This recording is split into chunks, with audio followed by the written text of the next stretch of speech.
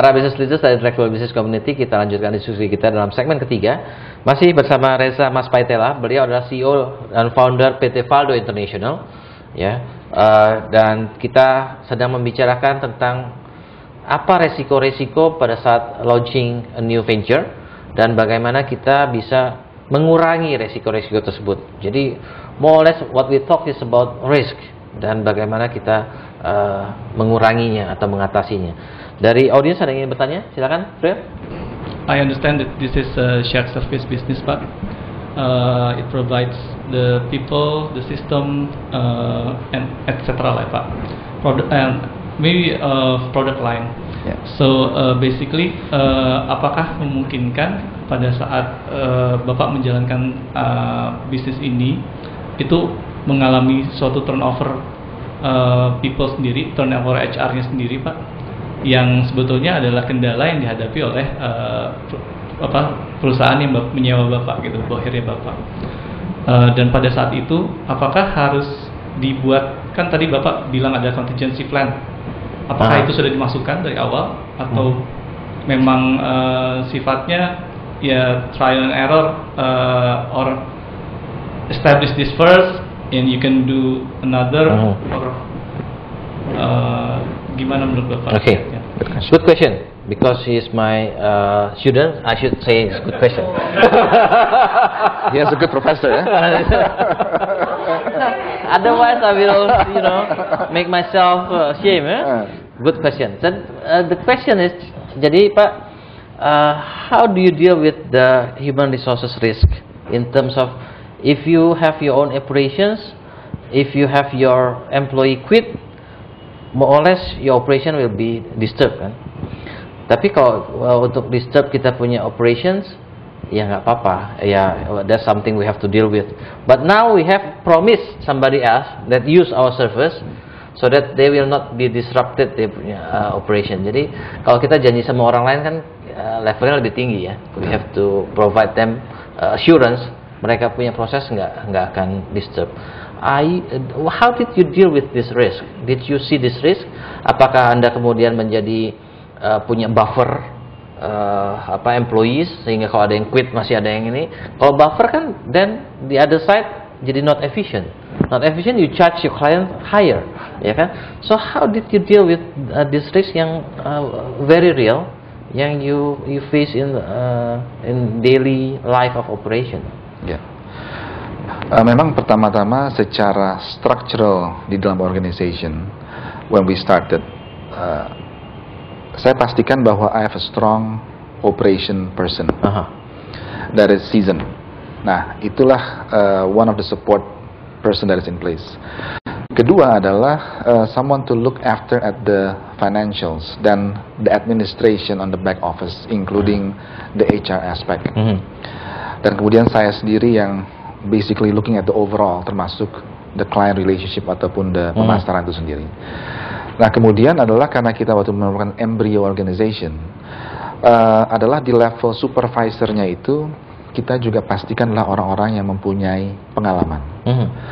Nah, kemudian karena beberapa function merupakan a repetitive function, even though we try to focus dengan cara fresh graduate yang kita bawa masuk, sehingga betul-betul mereka fokus kepada pekerjaan-pekerjaan yang sifatnya repetitif, yang sifatnya betul-betul waktu mereka masuk akan diberikan training secara seksama, secara detail untuk mengerjakan tugas-tugas tadi. Nah, sehingga kita segmented tadi, sehingga tidak menjadi seseorang itu able to do 1, 2, 3, tapi betul-betul dia fokus kepada one task, sehingga berlanjut kepada tahap berikutnya yang dikerjakan oleh orang tertentu dengan supervisor yang memiliki pengalaman, sehingga dia bisa relate with the operation head itu sendiri. Nah, itulah bridge yang dibangun karena kita tidak bisa have the full hierarchy daripada sebuah organization yang seperti yang kita ada sekarang gitu ya. Tapi bukankah itu malah lebih risky lagi karena tiap orang tuh very specialized. Kalau ada yang quit, nggak ada orang lain yang bisa replace at the same time. At the same time inilah stage 1 ya. Tapi juga karena ini begitu specialized, maka sehingga mudah untuk kita menggantikan orang-orang yang akan masuk. Sebagai contoh, misalnya dalam sebuah proses ini ada 3 tahapan. Daripada seseorang ini mengerjakan the whole prosesnya, betul-betul kita bagi setahap demi tahap. For example misalnya, live example, call center, sebuah layanan call center kita.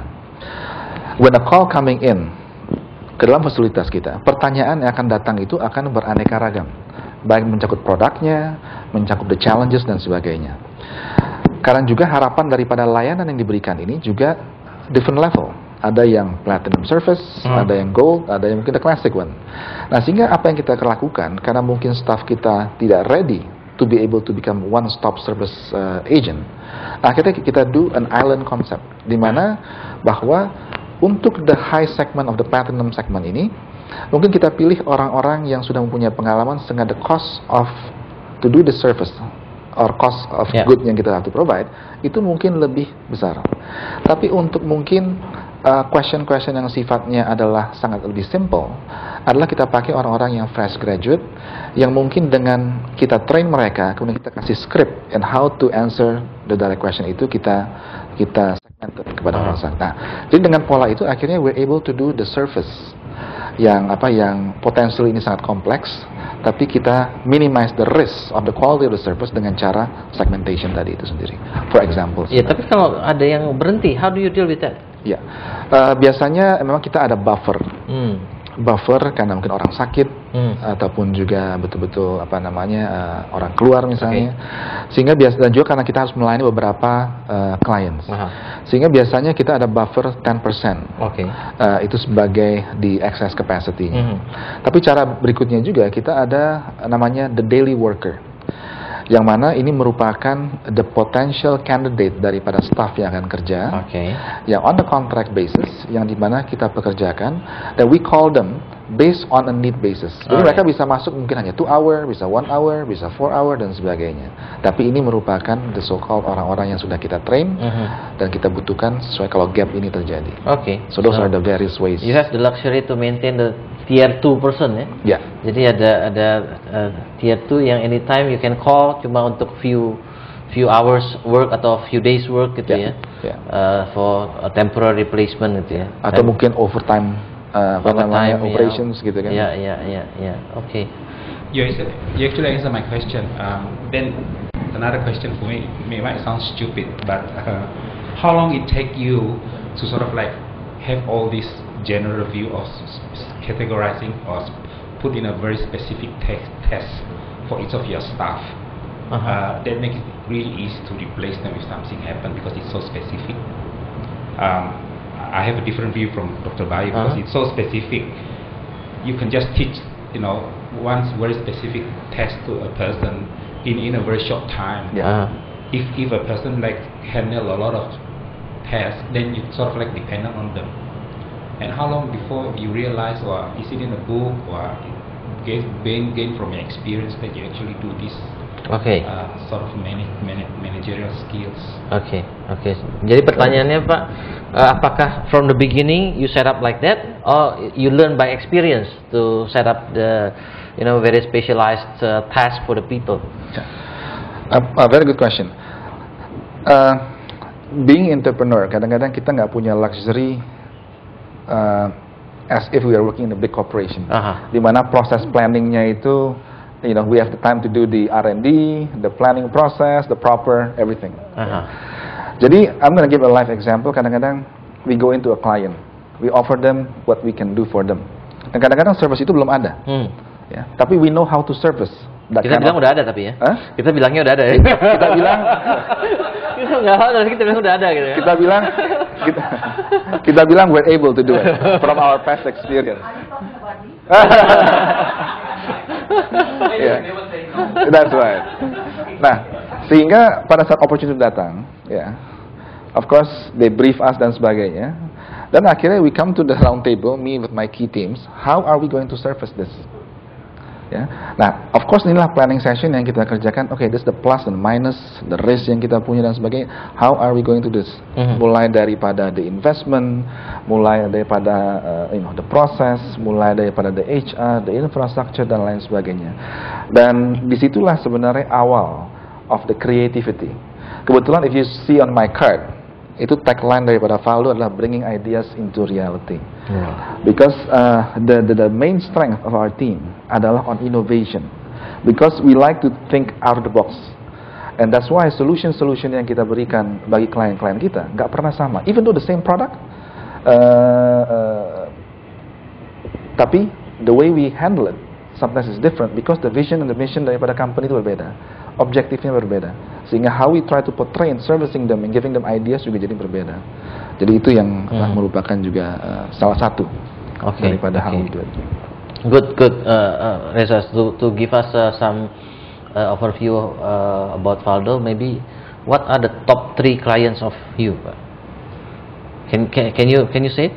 Are you okay? I mean, it's a free advertising for them. No, it's okay. It's okay. Why not? Yeah. At the moment, we are lucky bahwa kita after so many years we are able to spread the the so-called revenue risk, ya, di mana masing-masing klien ini boleh katakan tidak ada yang satu yang lebih tinggi daripada yang lainnya secara income base bagi Valdo. Jadi udah spread sekarang. So we're lucky able to do that from the last few years. Nah, sehingga mereka pada dasarnya tidak ada satu lebih besar dibandingin yang lain. Mixnya sudah in place. You said it supaya punya klien nggak besar kepala kan maksudnya. Is to praise my team that able to support that gitu ya. Tapi kita ada various clients, misalnya from the foreign institution kita ada kayak misalnya the Citibanks, we have the HSBC gitu ya. The state enterprise kita ada the Mandiri, ada the BRI misalnya. The local companies kita punya, walaupun kadang-kadang local companies-nya juga udah jadi punya asing brandednya ini ya, kayak misalnya the so-called Danamon udah jadi asing gitu ya. Tapi seperti Panin itu juga bukan klien kita. So we have a mix of banyak kan banking ya rupanya ya. Kita memang started di financial services, jadi banking, finance company, insurance. Tapi last year we went into the telecommunications. Okay, Reza, we again have to have another break for the last break. Jadi buat para business leaders dan intellectual business community, buat Anda yang berpartisipasi, silakan SMS ke 0896 Anda bisa bertanya ataupun mengemukakan komentar ataupun pendapat atas topik kita ataupun program The CEO Reference. Kita break untuk segmen berikutnya.